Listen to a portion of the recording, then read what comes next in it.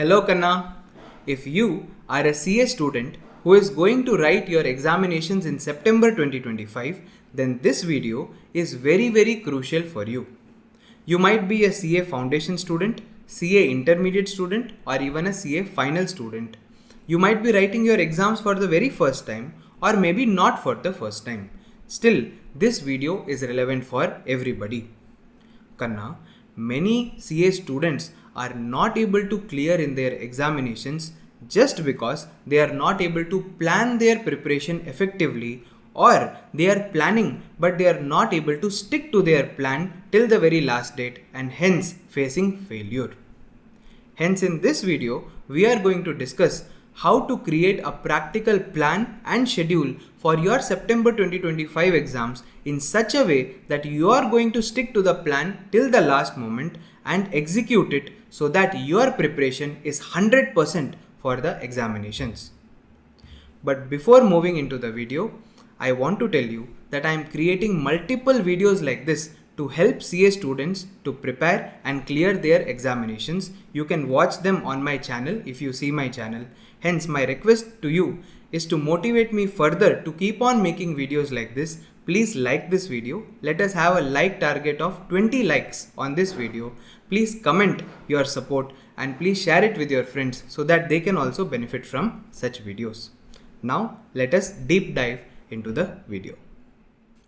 Now, let us see how to plan your preparation for your September 2025 examinations.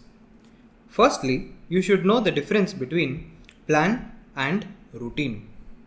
Kanna, most of the students will tell me that my plan is to study for 10 hours every day till the examination date. But is studying 10 hours an actual plan? After studying 10 hours, you do not even know what you are going to study. You don't know in how much time you are going to complete what subject. You have no guarantee that even after studying 10 hours every day, whether you are going to complete the syllabus before the examination or not. Hence, the studying 10 hours every day is not at all a plan, but it is a part of the routine. Routine comes only after a plan is created. That is why, firstly, you should know how to create a plan, and then based on the plan only, you should create the routine. Now, what are the things that you should keep in mind before making a plan? Number 1, you should fix your goal. You should know what exactly you want to try to achieve by using your plan. Now here also, most CA students make a mistake. If I ask them what is your goal, they will tell me that my goal is to get a rank in the September 2025 examinations. But wait, there are less than 2 months left. So now many students will not tell about rank. They will tell, I want to score exemption in all subjects. Or maybe there will be a few students who will just tell that I just want to pass in the examination, that is enough. But is getting a rank, getting exemptions in subjects, or getting a passing mark, is this a goal? Answer is not at all. It is not a goal, Kanna. It is only a outcome. It is an outcome. So whatever you are writing in the examination, based on that you will get an outcome. This outcome is not in your control. But what is there in your control? There are two things. Number 1 is your preparation, and number 2 is your presentation. So in your preparation, what should be your goal?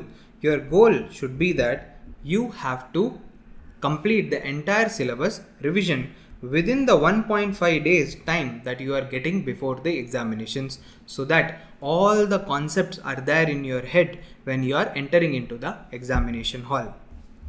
Then about presentation, your goal should be that within the 3 hours you should be in a position to attempt all the questions.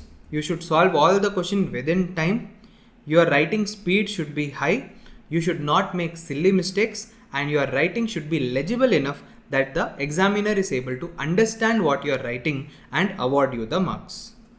So this should be the goal, preparation and presentation.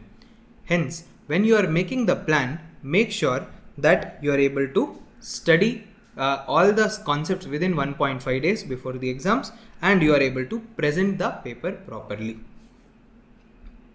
Now let's come to the second point. Start from the end and then come to the beginning. Kanna, initially when you are going ahead, you do not have any direction. So first step is to have an end goal, so that at least now you know what is your direction. But now in the initial stage, you do not know how much time you should allocate to what. In such a case, it is very beneficial if you start from back and then come to the front. I will give you a live example in this video, so make sure to watch till the end. You will be able to understand crystal clearly. Next, give room for slack. Slack means what? The students who have studied costing will be able to understand the meaning of this slack or slack variable. It means what? Kanna, if you need 5 days to prepare for a particular subject, then actually you should be allocating how much? Maybe 6 days or 7 days, because if you are not able to complete within 5 days, then you need that 6th day to compensate for the incomplete portion or syllabus, that is slack. Moreover, there will be some events during your preparation time which you will not be having control over. For example, it might be your birthday. You might be planning to go to a temple which is far away and it takes the entire day. There might be a festival which you cannot miss to celebrate. So many examples are there where your preparation will not be up to the mark. Hence, those days you should skip, and only for the balance days you should plan your preparation. Sir, but what if I end up studying in that particular day also? Very good, Kanna. That will be a bonus. If on your birthday also, if you are able to prepare for your exams, it is a bonus. Then, don't modify. The most important step of planning is to not modify the plan, because most students end up modifying that plan. For say, you plan to study accounts in 10 days. In that 10 days, you studied only 80% of accounts, 20% you did not study. What will the student do? The student will drag this 10 days to 13 days and try to complete accounts, and then redraft their plan. Again and again you keep redrafting your plan. So that is not planning at all, Kanna. It is just doing as you like. It is not considered as plan. That is why the biggest factor in planning is that you should not modify it, you should execute it. And even if you are not able to execute it, you should not change it. Now, based on these factors, you should be able to create a plan for yourself. Now, I am going to give you a plan in this video. This plan will be for whom? This plan will be for CA Intermediate Group 1. But please listen to me. I don't want you to take this plan as it is, because there are other faculties also, other videos also, where you will get ready-made timetable for your examination. I am not at all in favor of such ready-made timetables, because the faculty or the person who is giving that timetable, they do not know your situation. Sometimes you might be strong at accounts, so you need only 5 days. You might be weak at tax, so you might need 10 days for tax. Who knows how much time you need other than your own self? That is why you should only create your own timetable. That is why the timetable that I am giving you in this particular video is only an example. You see what is my approach, how am I drafting that timetable, and using that technique I want you to draft your own timetable and then start your preparation. You get my point? So firstly, what you will do is you will create 5 columns. You can either take an Excel sheet or you can take a piece of paper, a ruled sheet, where you can create this table. First column is serial number, then date, day, subject and particulars. Draw the lines and write the dates till your last examination date. Till your last examination date. So here, if we say for intermediate, for group 1, the last examination date is what? 9th of September, which is the tax examination. So after doing that, now you come with a backward approach. So from back to front, you have to decide your schedule. Sir, I am having 60 days left for my examination and there are 3 papers. So should I give 20 days to paper 1, 20 days to paper 2 and 20 days to paper 3? Answer is no, Kanna. It is a horrible approach to give 20 days each to every paper. Because initially, if you take 20 days for a particular subject, then all of a sudden you are expected to study the same subject in 1.5 days. It is psychologically not possible to train you, and you will be able to cover only a part of the syllabus and not the entire syllabus. That is why you should train yourself to complete the entire syllabus in lesser and lesser amount of time. That is why my recommendation is that if you are having 20 days, then split that 20 days into 3 or 4 parts. So firstly, you should right before the examination, you should be able to cover in 2 to 3 days. Then before that, when you are studying the subject, you should be able to cover in 5 to 6 days. And before that, whatever time you have, you allocate it to the different papers respectively.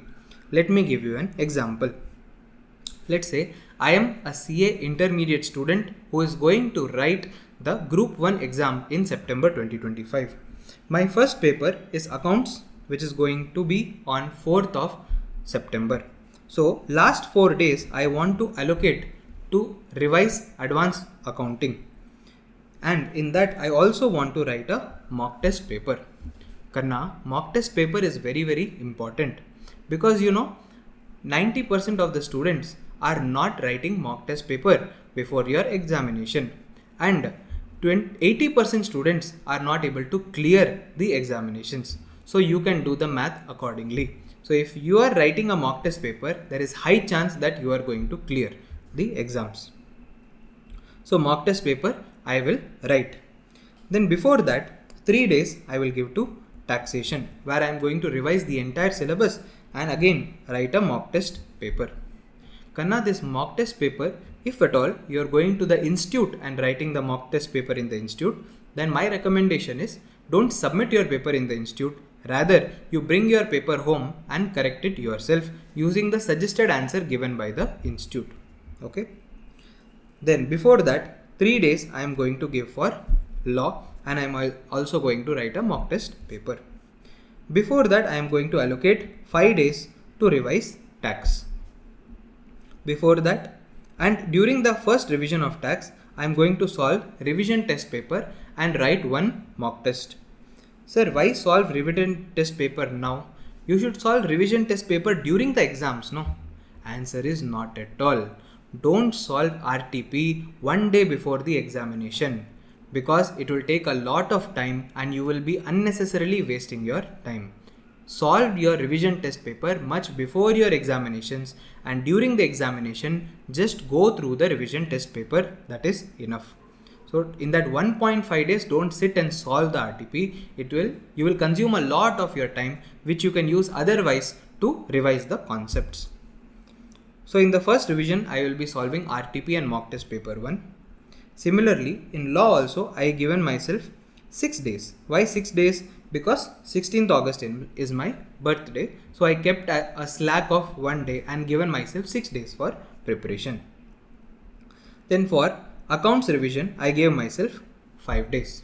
Now before this, I saw that right from today, that is 10th of July till 8th of August, I have 30 days time. This 30 days I allocated to all the 3 subjects 10 days each. All the 3 papers 10 days each. Now I know in what days, what preparation I need to do. So from 10th July onwards, I have first come backward. Now let us come from forward onwards. Okay, front onwards, beginning onwards.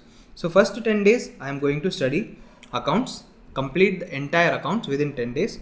Then I am going to study law. Then I will study tax. Then for 5 days, I will do accounts revision, then tax, law revision, and then tax revision. Finally, I will do second revision of law, tax, and advanced accounts. Sir, how did you decide the order? Based on my convenience, Kanna. If you feel that you are convenient with a different order, then follow that particular order.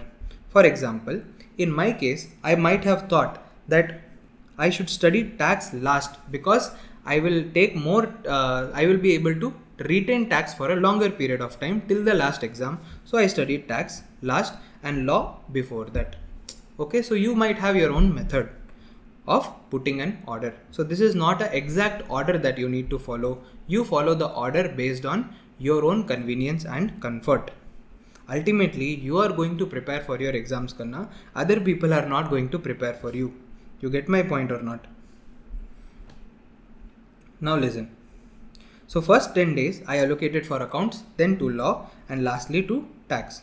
Sir, should I allocate 10 days only? Not at all. If you feel your accounts is strong, then allocate just 8 days to accounts. And if you feel your law is weak, then you can dedicate 12 days to law.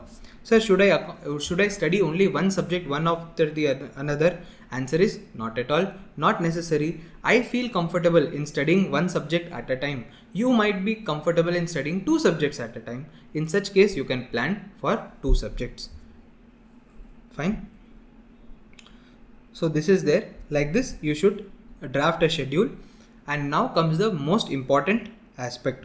Sir, I gave myself 10 days time to complete accounts. I was not able to complete accounts in 10 days. 10% of syllabus is still remaining. Now what should I do? Karna, in the 11th day, don't do accounts. Do law only as you have already decided. Then when to complete the accounts? Try to complete law within 9 days. Try to complete law within 9 days, and on the 10th day, you complete your balance accounting portion. Sir, here also I am not able to complete. Then what to do? Then you go to the revision period of accounts and there you try to study those missing concepts. Sir, here also I am not able to study. Then you go to the second revision and try to complete during the second revision. There also, if you are not able to complete, then the harsh reality is that the time was not sufficient for you to complete the syllabus. Hence, you have to go unprepared for your examinations. Nothing can be done about it. But don't make the horrible mistake of studying accounts more, giving more time to accounts and giving lesser time to law and tax, whereby you are not even able to do the basic coverage of law and tax. So all the subjects, all the papers, you should give a fine balance during your preparation. Fine. After this table is made, finally you are going to fill this particular box. For example, I decide to do the cash flow statement on the first day. On second day, I want to complete consolidation. On third day, I want to do another chapter. Like this, I will fill all the chapters as per the syllabus and as per the difficulty level for me.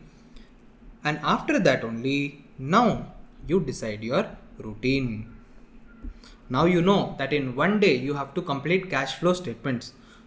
So based on that, you decide how many hours you need to study during that day, and based on that you decide your daily schedule or timetable.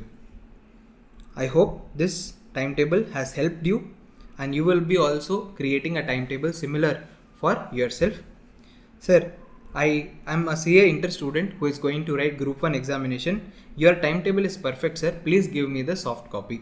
If you want the soft copy, let me know in the comment section. I will surely send you, not a problem at all. And if you found this video helpful, please share it with other people. Let me know in the comment section, and see you in the next video, Kanna. Till then, take care. Bye bye.